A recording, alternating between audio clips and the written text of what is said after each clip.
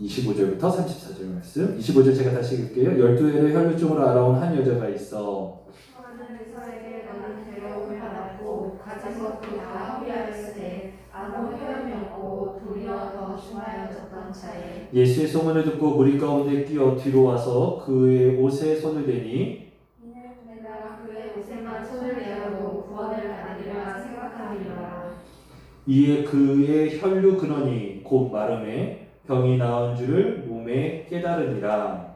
예수께서 그 능력이 자기에게서 나간 줄을 곧 스스로 아시고 우리 가운데서 돌이켜 말씀하시되 누가 내 옷에 손을 대었느냐 하시니 제자들이 여짜오되 우리가 애워싸 미는 것을 보시며 누가 내게 손을 대었느냐 물으시나이까 하되 예수께서 이 행한 여자를 보려고 들어오시니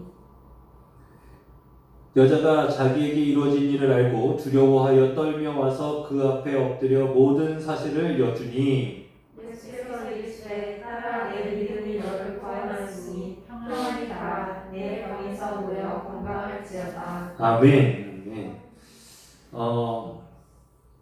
오늘 말씀은 예전에도 한번 전했던 말씀이고 전에도 한 번 더 말씀을 나눴던 말씀인데 제가 외부 집회를 하게 되면 주로 요한복음에 있는 말씀 나사로야 나오너라 라고 하는 그 메시지를 가지고 많이 메시지를 전하는데 최근에는 하나님께서 계속 이 말씀을 묵상하게 하세요. 지난번에도 한번 나누었었던 이 여인은 거룩하지 못한 부정한 여인이죠. 혈육병을 앓았으니까 계속적으로 몸에서 하혈이 있다고 하는 것은 그 사람의 부정함을 나타내는 그 당시 율법으로서 그런 표징이었기 때문에 거룩한 것을 갖다 대는 것은 내가 죽는 행위였어요. 내가 범죄한 상태에서 때로는 죄가 있는 상태에서 때로는 온전치 않은 상태에서 예수 그리스도께 손을 내밀었다고 하는 것 이것은 내가 죽음을 각오하고 내밀어야 하는 상황인데 여러분 그 놀라운 사건이 벌어졌죠. 나의 죄가 그분의 거룩함으로 완전히 덮어진 거예요. 내 부정함이 그분한테 흠이 된 것이 아니라 그분의 거룩함이 내 부정함을 완전히 덮어버린 거예요. 이게 은혜인 거죠. 우리도 마찬가지인 거죠. 우리의 연약함, 부족함, 죄, 이 모든 것을 예수 그리스도의 십자가의 보혈로 완전히 덮어버린 거예요. 아멘이십니까? 그래서 지난번에는 그걸 전해드렸어요.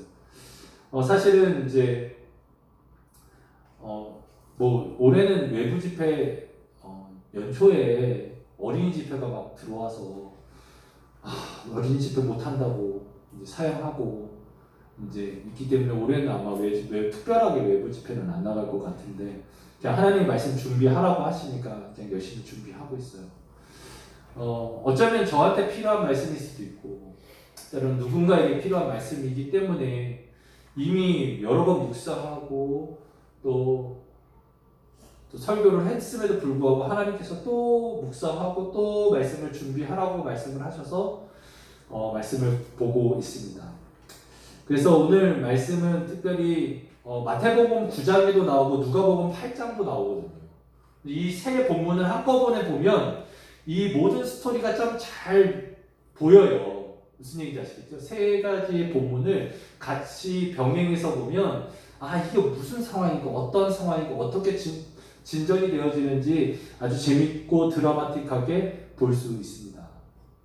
그 중에서 특별히 마가복음 5장은 사실은 마가복음이 복음서 중에 가장 원전이라고도 많이 이야기하거든요. 가장 오래된 복음서.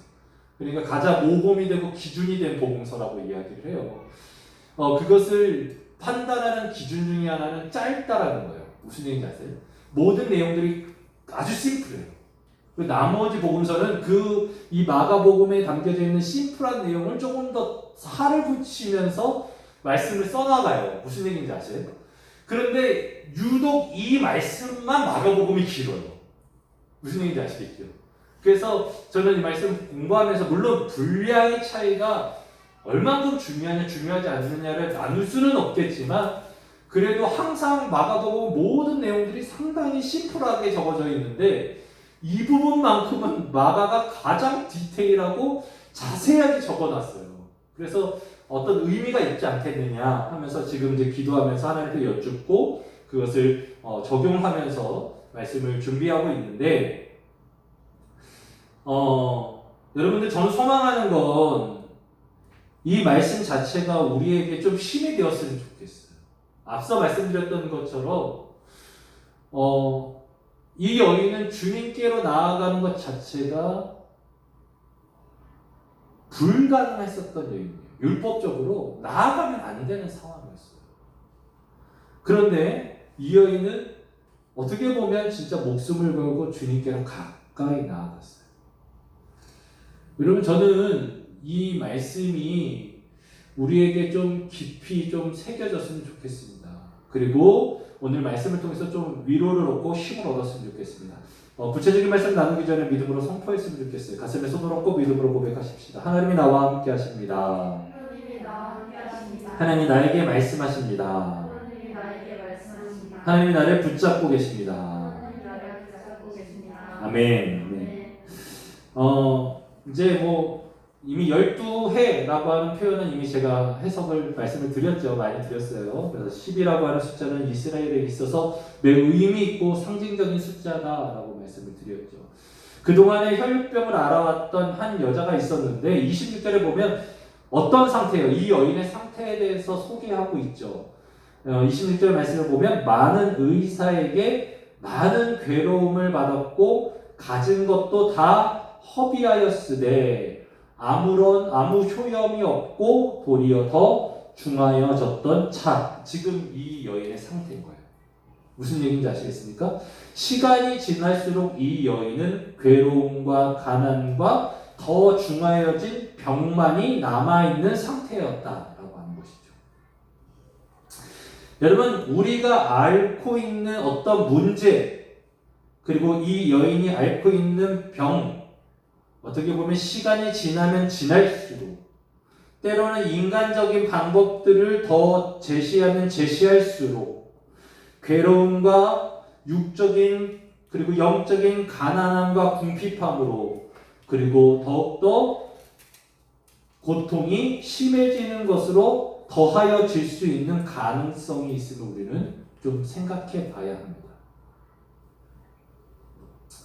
인간적인 방법으로, 세상적인 방법으로 시도하고 도전해 봤지만 여러분, 마가복음 기자는 실패했다라고 분명하게 기록하고 있습니다. 이 여인이 여러분 시간이 없어서 못한 것도 아니고 물질이 없어서 못한 것도 아니에요.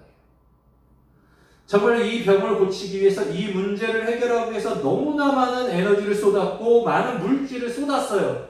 그러나 여러분, 결과는 무엇입니까? 괴로움만 남았고 또 가난만 남았고 병은 더 중하여진 상태라.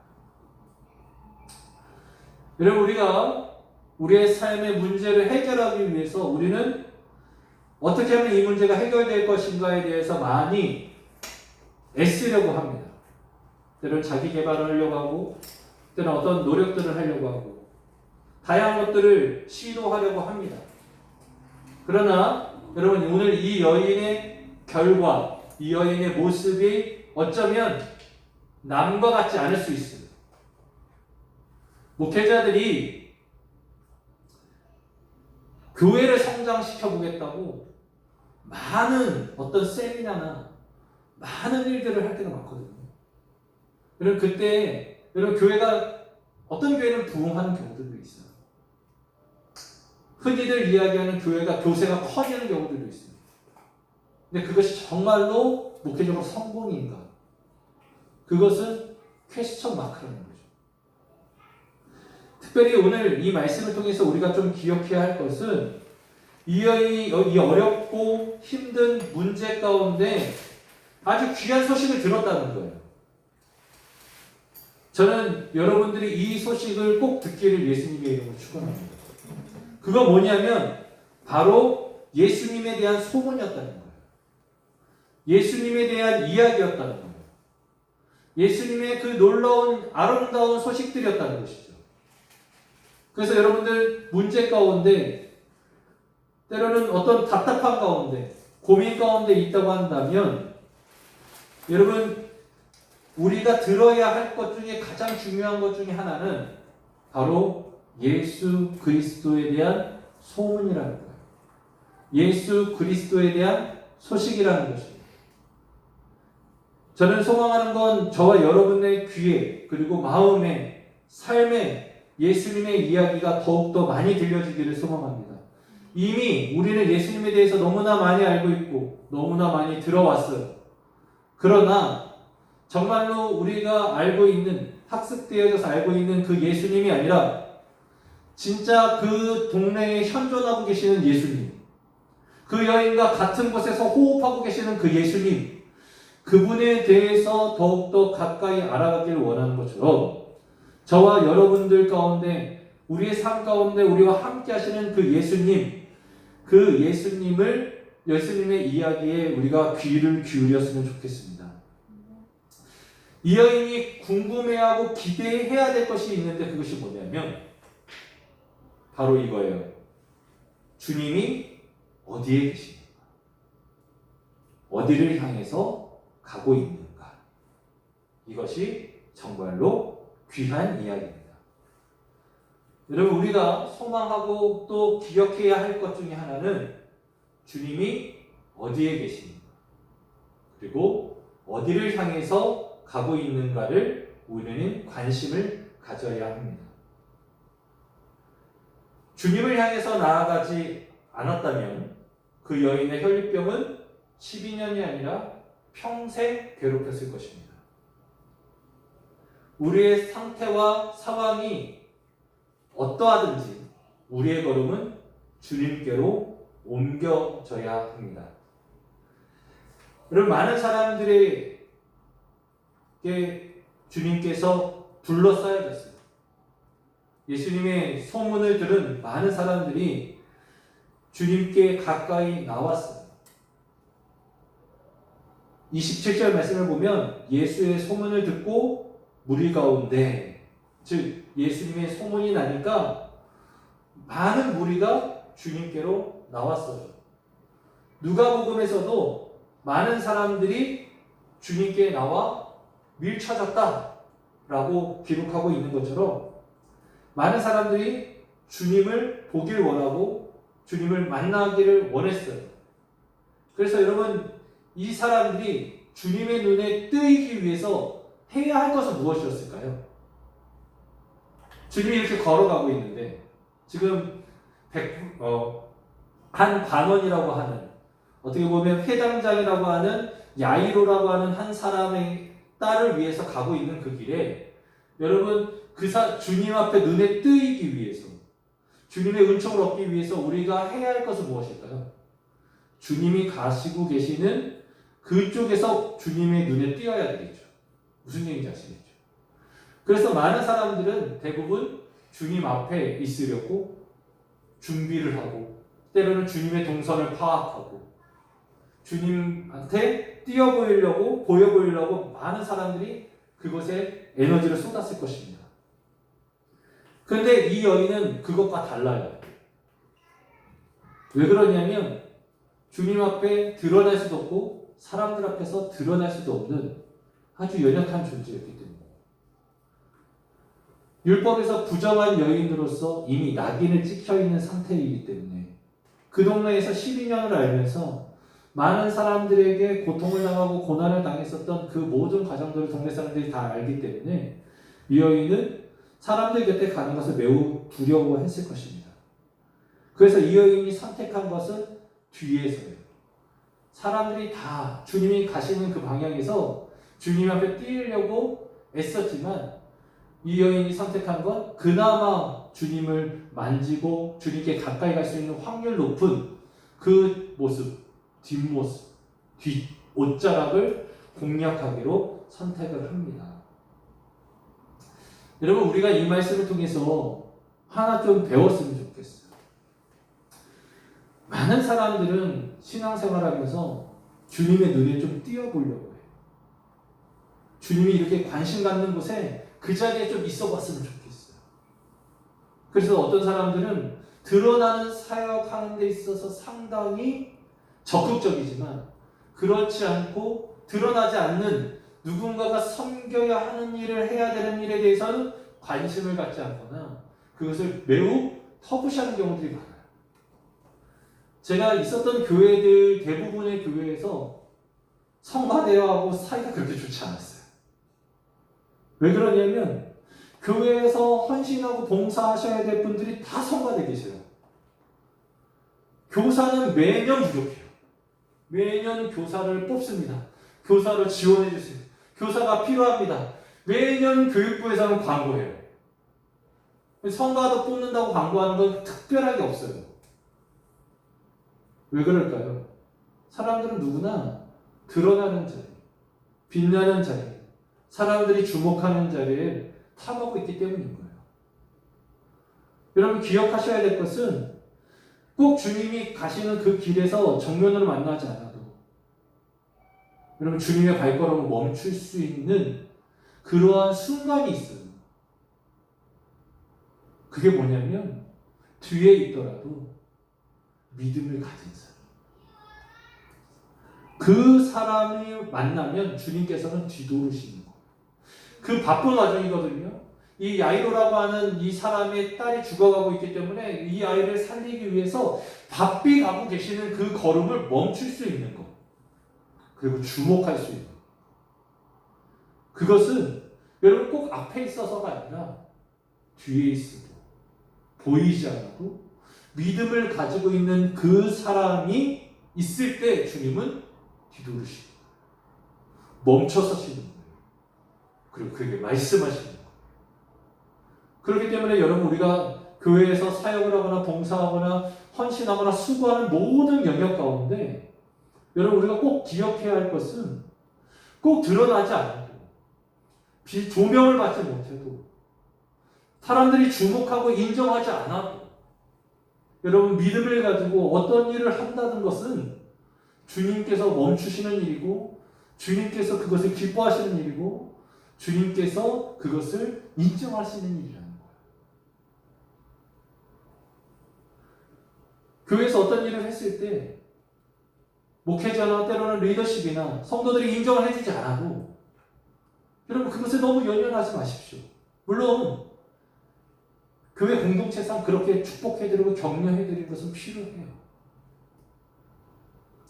그러나 여러분 정말 중요한 것은 우리가 정말 주님을 향한 믿음, 그 믿음을 가지고 어느 곳에서 일하든 여러분 그것을 주님께서는 기뻐하신다. 여러분 수많은 사람들이 주님 앞에 있었거든요. 그 사람들이 주님을 세우지 못했어요. 그 사람들이 주님의 시선을 끌지 못했어요. 그런데 여러분 한 사람이 세웠어요. 그 사람이 누굽니까? 뒤에 있었던 거예요. 예수님을 와 나는 것도 아니고요. 예수님을 뭐 크게 부른 것도 아니에요. 이 여인의 소원, 이 여인의 생각, 이 여인의 마음은 뭐였냐면 예수님의 옷값, 옷곁, 그 자그마한 옷자락 하나만 만져도 내 병이 나을 것이라고 하는 믿음을 가진 이 여인. 그냥 이 옷 끝선만 닿아도 내가 나을 것이라고 하는 이 믿음을 가지고 있었던 이 여인이 주님을 멈춰 세웠다고. 여러분 저를 소망하는 건 나를 좀 알아주고 나를 맞이해주고 나를 인정해주지 않아도 여러분 그분의 그림자만 내게 적셔져도 내가 기뻐하고 감사할 수 있는 믿음이 있었으면 좋겠어요. 실질적으로 여러분 사도행전 5장 15절부터 16절 말씀을 보면 베드로가 성전 미문에 앉은 자를 고치고 그 다음에 사람들 앞에서 왜 우리한테 주목하냐, 우리 하나님이 그 일하셨다, 예수님이 일하셨다 막 그렇게 말씀하신 다음에 가는 길마다 여러분 어떤 일이 벌어지냐면 제가 말씀을 읽어드릴게요. 사도행전 5장 15절부터 16절 말씀이요. 심지어 병든 사람을 메고 거리에 나가 침대와 요 위에 누이고 베드로가 지날 때에 혹 그의 그림자라도 누구에게 덮일까 바라고. 베드로의 그림자만 닿아도 나을 것이라고 하는 믿음을 가진 사람들. 사도행전 19장 12절 말씀을 보면 이건 바울에 관한 건데 심지어 사람들이 바울의 몸에서 손수건이나 앞치마를 가져다가 병든 사람에게 얹으면 그 병이 떠나고 악기도 나가더라.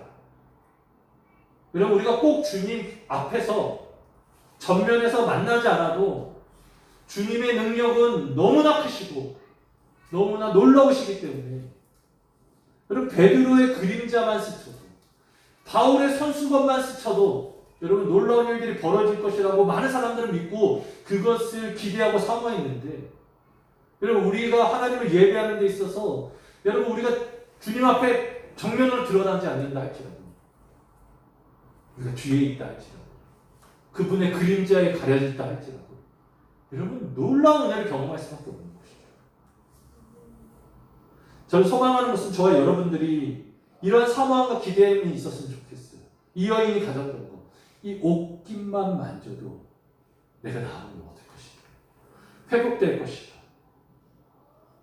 27절 말씀을 보면 예수의 소문을 듣고 무리 가운데 끼어 뒤로 와서 그의 옷에 손을 대니 28절 말씀에 이는 내가 그의 옷에만 손을 대어도 구원을 받으리라 생각함이러라. 이 여인이 어떤 생각을 가지고 있었느냐가 정말 중요한 거예요. 여러분 이 여인의 상태, 이 여인의 상황을 보면 이런 상상을 하기가 어렵죠. 이미 많은 경험을 했잖아요. 실패의 경험, 좌절의 경험, 낙심의 경험을 하지 않았습니까?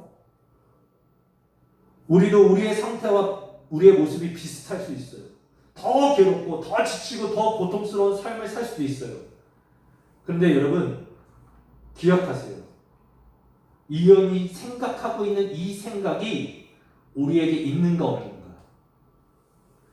저 예수님의 옷깃만 닿아도 옷깃만 닿아도 그분이 나를 안수해주고 그분이 나를 안아주고 그분이 나를 붙들어주지 않아도 그분의 옷깃만 닿아도 내가 나을 것 같다라고 하는 믿음이 있는 사람.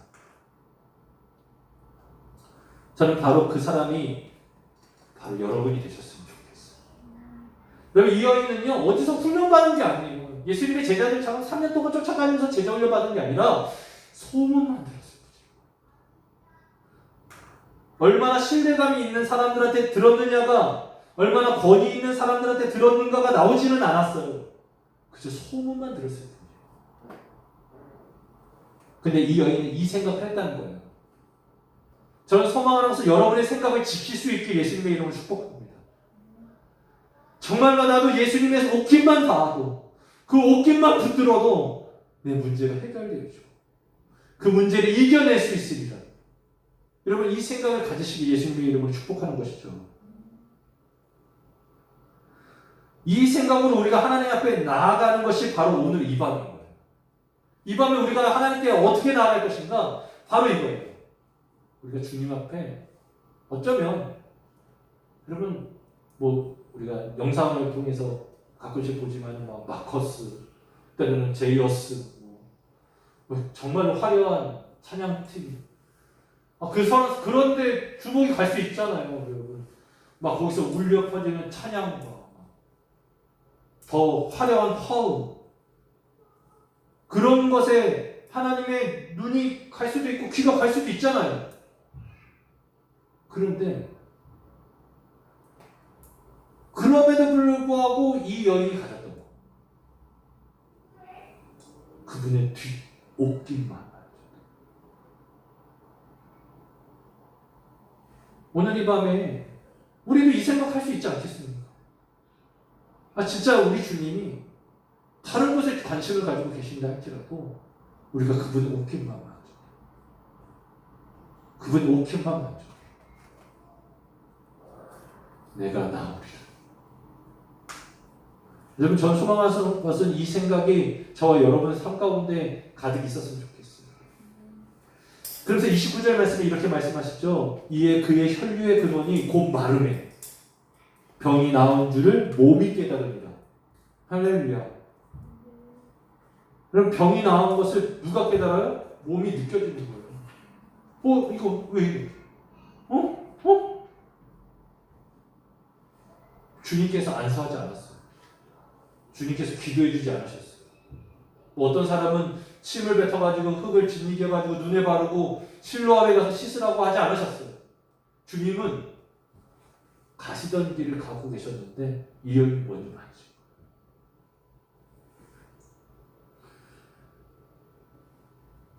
현장에는 수많은 인파로 인해서 정말 주님도 떠밀려 가셨을 수도 있어요. 마치 신도림역 때로는 그 출근 시간에 2호선 나인 느낌. 이거는 내가 가는 게 아니라 그냥 이거 밀려가는 거예요. 밀려가는 거. 그런 상황 가운데 주님께서 누가 만지셨음을 느끼셨어요. 얼마나 많은 사람들이 와서 만졌을까요? 얼마나 많은 사람들이 손을 내밀었을까요? 이 당시에 가장 핫한 산이었던 예수님이 지나가니까 때로는 나 좀 만나줘요 오빠 그러면서 손을 내밀었을 수도 있죠. 그런데 수많은 사람들이 주님을 터치했을 수도 있어요. 물론 12명의 제자들이 보디가드가 돼가지고 완전히 막고 그렇다고 하더라도 그래도 여러분 충분히 닿을 수 있어요. 그런데 그런 수많은 터치 가운데 주님께서 반응하지 않으세요. 이 여인 한 사람만 옷깃을 스친 게 아니라 수많은 사람이 옷깃을 스쳤거든요.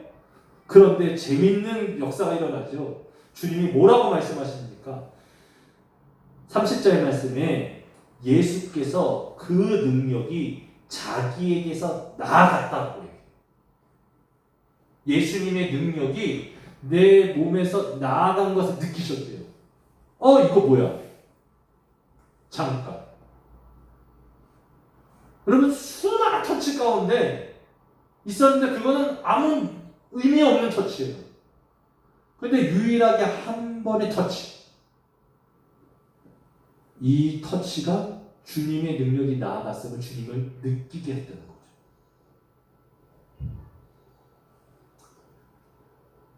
여러분 여기서 매우 중요한 것은 우리가 어떤 생각을 가지고 주님 앞에 손을 내미는가. 이것이 너무나 중요하다는 거예요. 어떤 마음을 가지고 주님께 손을 대는가. 어떤 믿음을 가지고 손을 대느냐가 중요한 거예요. 우리가 하나님께 손을 내밀 때에 우리는 그 하나님의 능력이 우리에게 흘러오도록 손을 내밀어야 하는 것이죠. 그냥 손 내민다고 올라오는 것이 아니라 어떻게 해요? 그분의 능력이 내게로 흘러오게끔 내밀어야 되는데 그 방법이 뭐냐고요. 이 여인이 했었던 방법 그대로 하면 되지 않겠습니까? 가장 절망적일 때, 가장 낭망이 있을 때 그분의 옷깃, 뒤에 옷깃만 스쳐도 내가 낫겠다고 하는 그 믿음을 가지고 손을 내미는 그 터치가 어떻게 해요? 능력이 흘러갈 수 있는 터치가 되는 거죠. 자발적인 믿음을 가지고 간절한 믿음을 가지고 사모하는 심령을 가지고 손을 내밀어야 오늘 이 밤에 하나님의 능력이 우리에게로 흘러오게 될 줄 믿으시기 바랍니다. 그래서 주님께서 지금 어쩌면 다른 곳에 집중하고 계신다 할지라도 그때 우리가 손을 내밀었을 때 오늘 이 밤에 기도하면서 손을 내밀었을 때 주의 옷깃만 스쳐도 좋겠습니다라고 하는 그 믿음을 가지고 손을 내밀었을 때 여러분 주님의 고개를 돌리셨으면 좋겠어요. 이거 뭐야? 이거 뭐야? 어디야? 송도동 센트럴로 232 상가 230호? 그럼 주님께서 그렇게 보셨으면 좋겠어요.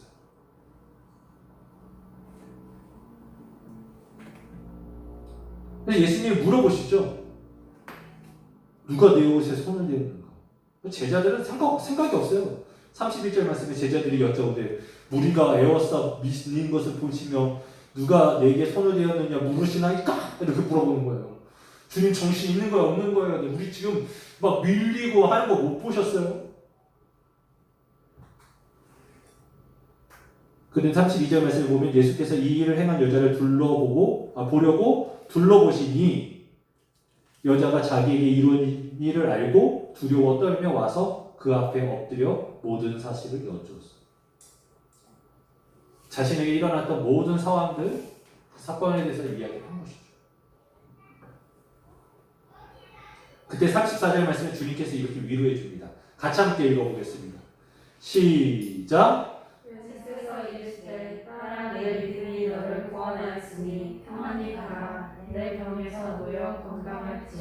아멘. 여러분, 저는 오늘 이 말씀이 또 많이 들어왔는데 우리 가운데 평안이 있었으면 좋겠어요. 여러분의 삶 가운데 평안이 있게 예수님의 이름으로 축복합니다. 그거는요, 예수님이 이 여인을 안고 있어서가 아니에요. 예수님이 이 여인에게 안수해 주셔서가 아니에요. 너의 믿음이 너를 구원했어. 그래서 뭐라고 얘기하냐면 평안이 가려요. 여러분, 이 여인이 이 병만 나으면 평안할까요? 아니요. 인생 살아보니까 그 문제 해결되면 또 다른 문제가 생길 수도 있거든요. 근데 이 여인은 평안의 공식을 외워둔 거예요. 그것이 무엇입니까? 바로 믿음의 공식입니다. 믿음의 공식을 깨달으니까 어떻게 해요? 이 여인의 삶에는 무엇이 생기는 건가요? 평안이 생깁니다. 주님을 향한 믿음의 공식이 사로잡혀져 있으니까 어떻게 해요? 이 여인이 앞으로 올 모든 삶의 문제 가운데 평안은 얻어질 수 있는 것이죠. 저는 저와 여러분들이 이 공식을 좀 붙들었으면 좋겠어요. 저희 여러분들의 삶 가운데 샬롬의 복이, 평안의 복이 있었으면 좋겠어요. 주님께서 말씀하십니다. 따라 내 믿음이 너를 구원하였다. 내가 믿겠어! 라고 하는 결단이 아니라 그분이 누구신가? 그분이 어떠한 분이신가? 이 여인이 가지고 있었던 생각. 이분이면 내 문제를 해결할 수 있어. 라고 하는 그 믿음. 그러니까 예수님에 대한 믿음인 거죠. 내가 손을 내밀을 거니까 이분이 나를 고쳐주실 거냐가 아니라 이분이니까 이분이라고 한다면 다른 데서 내가 죽도록 고생했어도 이분은 되겠어 라고 하는 믿음을 가졌어요. 그래요. 전 저와 여러분들 그 믿음 가졌어요.